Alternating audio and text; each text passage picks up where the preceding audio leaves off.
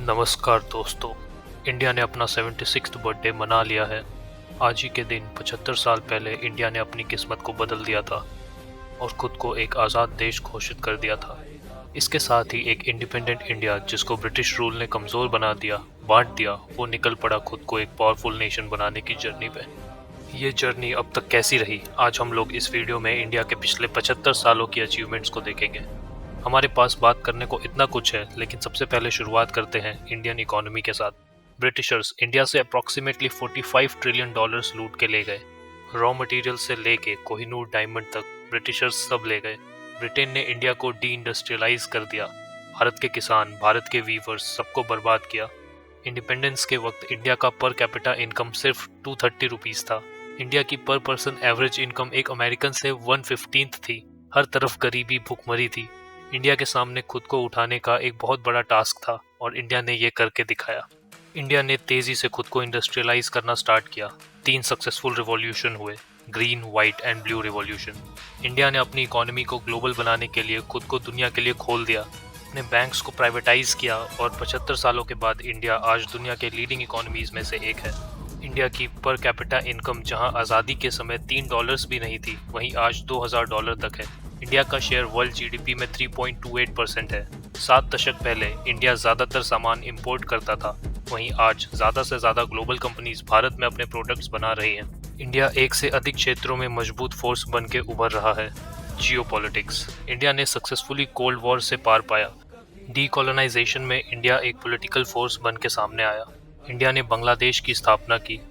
India Africa तक पहुंचा। Israel and फिलिस्तीन को अलग अलग स्थापित किया। गल्फ कंट्रीज में स्ट्रॉन्ग रिलेशंस बनाए। पाकिस्तान को वर्ल्ड लेवल में अकेला कर दिया।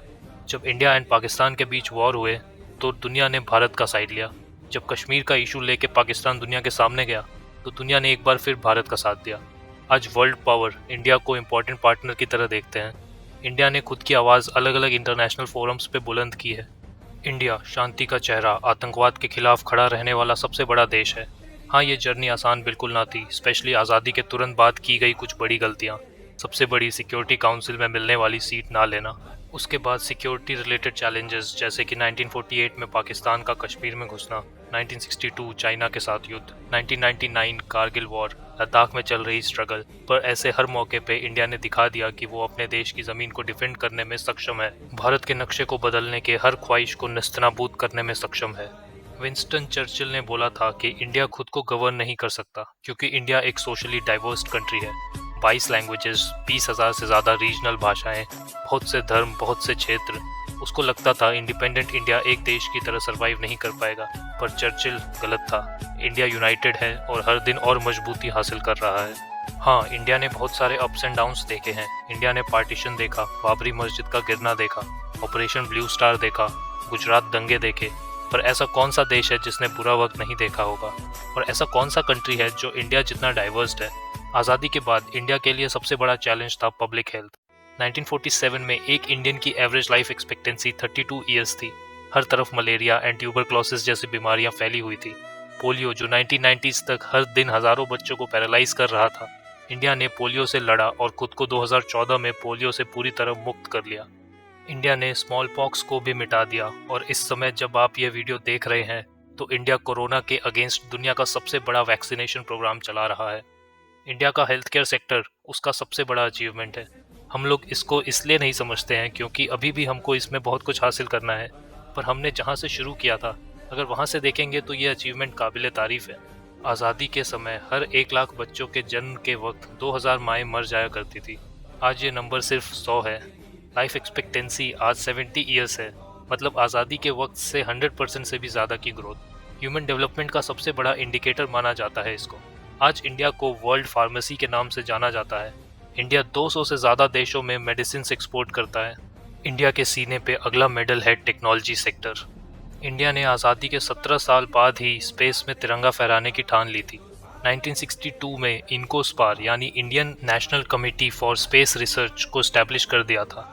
इंडिया ने अपना पहला रॉकेट 1963 में एक छोटे से शहर तुम्बा से किया था। रॉकेट के पार्ट्स को साइकिल और बैलगाड़ी से लाया गया था। इस तरह से इंडिया की स्पेस जर्नी की शुरुआत हुई थी। आज इंडिया एक वेल स्टैब्लिश्ड स्पेस पावर है। हम मार्स तक पहुंच चुके हैं। आज तिरंगा स्पेस में लहरा रहा है। इंडिया यूएन सिक्योरिटी काउंसिल के बाहर का पहला देश है जिसने परमाणु बम का सक्सेसफुल टेस्ट किया, और ये हमने तब किया जब पूरी दुनिया इसके अगेंस्ट थी। यूएस ने तो अपनी सैटेलाइट्स को इंडिया के ऊपर निगरानी करने के लिए लगा रखा था। इसकी वजह से न्यूक्लियर टेस्टिंग के लिए जितना भी काम करना था वो हमने रात में किया, और सुबह होने से पहले जो सामान जहां था वापस वहीं रख दिया, जिससे अमेरिकन सैटेलाइट्स को पता ना चल पाए। इंडिया ने 18 मई 1974 को पूरी दुनिया को आश्चर्यचकित करते हुए सक्सेसफुल न्यूक्लियर टेस्ट के साथ खुद को न्यूक्लियर पावर डिक्लेयर कर दिया। अगली बड़ी अचीवमेंट है इंडिया में डेमोक्रेसी। जब से इंडिया आज़ाद हुआ है, यहाँ पर हर 5 साल पे वोटिंग होती है। यहाँ हर कास्ट के लोग को वोट डालने का राइट है। हर बार लोग लाइन में खड़े रहकर अपना लीडर चूज कर पाते हैं। ये अपने आप में ही एक बड़ी अचीवमेंट है। इसमें भी हमने बुरा समय देखा हुआ है। 1975 में इंडिया में इमरजेंसी डिक्लेयर हो गई थी। तब की प्राइम मिनिस्टर इंदिरा गांधी ने 22 मंथ्स तक चलने वाली इमरजेंसी लगा दी थी। सारे डेमोक्रेटिक इंस्टीट्यूशंस बंद हो गए थे, प्रेस की आज़ादी छीन ली गई थी, नेताओं को जेल में बंद कर दिया गया था। पर यह समय भी हमेशा के लिए नहीं था। इंडिया की स्टोरी में सबसे मज़ेदार बात यह है कि ये स्टोरी दूर दूर तक परफेक्ट नहीं है। यहाँ करप्शन है, गरीबी है, और भी दिक्कतें हैं जिसके लिए हम लोग शिकायत करते रहते हैं। पर इन सब के बावजूद इंडिया डेवलप हुआ। आज इंडियन स्पेस में है, ओलंपिक में गोल्ड मेडल्स जीत रहे हैं, वर्ल्ड लेवल के ब्यूटी कॉन्टेस्ट जीत रहे हैं। इंडियन सीईओज वर्ल्ड की बड़ी कंपनीज को लीड कर रहे हैं। बड़े बड़े डॉक्टर्स, इंजीनियर्स सब इंडियन हैं। आज पूरी दुनिया इंडिया को अपना पार्टनर बनाना चाहती है। ये है 75 साल का इंडिया।